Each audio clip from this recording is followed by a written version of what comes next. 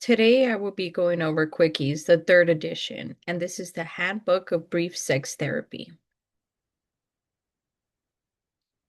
Starting with the summary.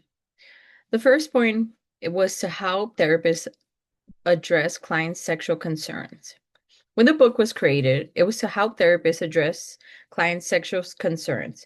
The book describes how oftentimes when the couples express any sexual concerns, they would be referred to a sex therapist. But the book argues that every therapist should be able to assess sex concerns, sexual concerns, or intimacy concerns. The thing that I really liked about the book was that the authors have been doing brief therapy for over 30 years. With their knowledge, they also found, which brings me to my second point, different professionals to assess different areas, whether it be infertility, internet-based sex and pornography, internet violence. They talk about culture. They talk about different areas, and then they brought me to the third point where they end with brief therapy, a history about it, talking about why this connects to all of the different topics that the other professionals discussed. But at the end, it was to basically make the connection with brief therapy and how it connects, or how every therapist should be able to address the client's sexual concerns if faced with them. So, why did I choose this book? One, when it came to sex or intimate conversations, I really feel uncomfortable. But with much needed reflection in this book, I was able to see how different cultures really talk about sex or intimate relationships. I was able to really reflect how my culture, we never talked about it, had conversations about it, and it really created this uncomfortable area for me. But in looking at the book, always asking questions is fine, especially with the clients, that it is okay to ask questions. And it's more about the client-centered approach instead of like me, but also being aware of how my own biases can affect the outcome or solution with my client. Another reason why I picked this book was the Hope Springs connection.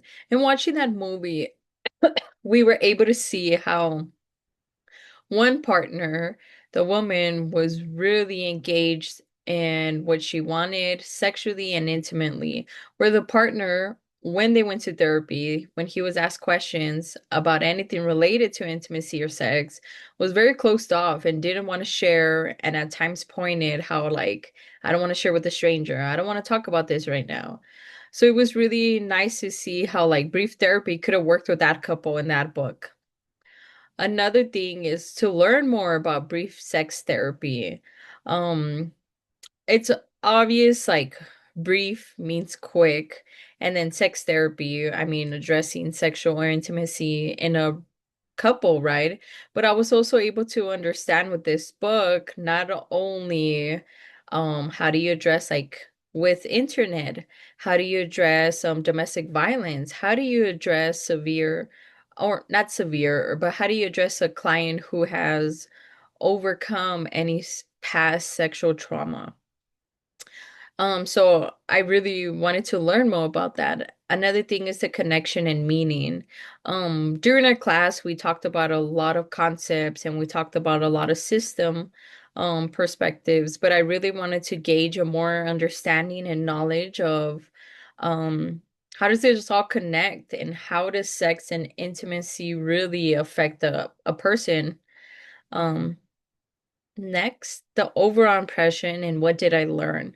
The overall impression, I'm giving that an 8 out of 10. It was very informative. I really love how it starts off with like, this is what the book is going to be about, but also it dives into different topics, different really areas of specialty for these professionals, but then it brings you back at the end with like, okay, this is what you were supposed to learn about brief therapy, um, specifically when it comes to sex and intimacy. I also learned different techniques, especially with the brief therapy. They talked about one technique though, a therapist can be stuck in this fixed mindset. How like they always want to fix the issue, but our tools is to really give the couples or the people that we're dealing with the tools and let them fix the issue because we can't fix it for them. On terms of like, was it an easy, medium, or hard read? I think medium. There's a lot of new topics, a lot of information, and it really changed the way that I saw therapy. Because I do feel like I was stuck in that fixed mindset instead of saying, here are the tools, or as we saw in class too, silence is a key and a method. And making sure that they're communicating with each other, we're just there to provide the tools. Now, the connection to class was a 10 out of 10. It was a great way to end the semester. It really, when I first walked in, one of the first questions I wanted to see was how does our backgrounds really interfere with the way we date or how we choose a couple? And like this really explained a lot, not only when it comes to the brief therapy, but it was really able to answer some of my questions with domestic violence, how internet is affecting a lot of intimate relationships. Lastly, the functional for therapists. A 9 out of 10. I do believe that every therapist could utilize this method, but only if they're ready and aware of their own biases. I think if you're not aware that sex is a topic that is uncomfortable for you, then it will be a lot harder to apply it. Another thing too is like being mindful of how like your own culture could affect the session with the clients. So I do believe, like I said, like it could be utilized, but only if you're aware of those issues. Some of the strengths of the book, I really liked how each professional showed their different method, right? Some did case examples, which provided me a great insight. Like for instance, like the role playing that we do in class, like I'm able to see the example actually with a couple instead of just wondering like, okay, how could have this been or how do I apply this? Another thing is it was culture and insensitive inclusive, I mean. Um, when it talks about culture, I didn't realize how we really bring that to our relationships and our couples and our intimate relationships. And the book stated this one relationship, how sometimes people see um not detachment, but not always being super affectionate with your partner, where some cultures you really don't do that. But I also like too that it was inclusive when it came to same sex and transgender individuals, because I was seeing in the other editions they really didn't target that. Now granted, not every professional talked about same sex or transgender.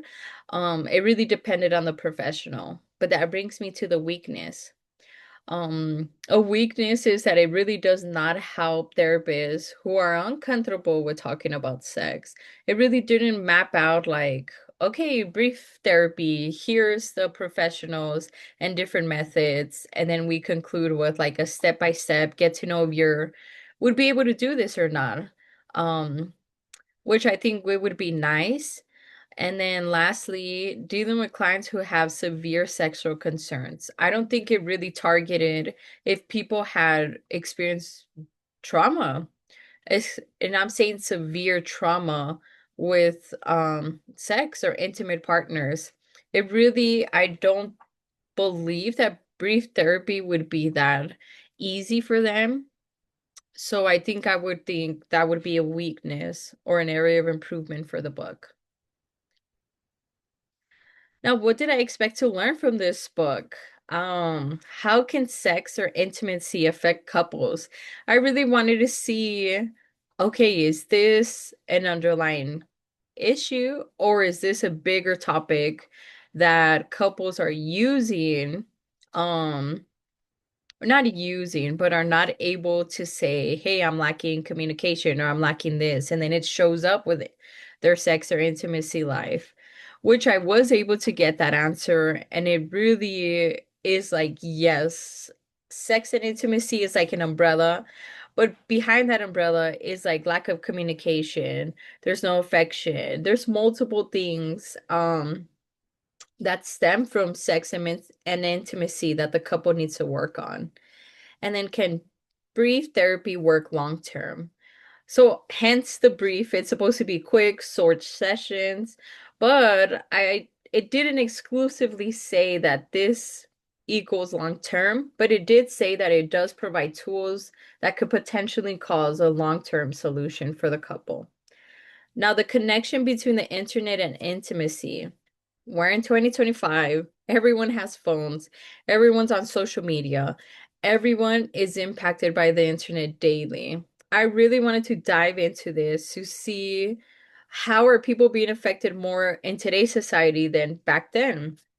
Now, although it didn't include any hard data or said anything like 60% of people, it did mention how the internet can impact not only how we see our self-worth, but how our partners, you know, how they, um, their, how basically their productivity. And by that I mean how they're performing in bed or how they're doing, how they're looking and different stuff like that.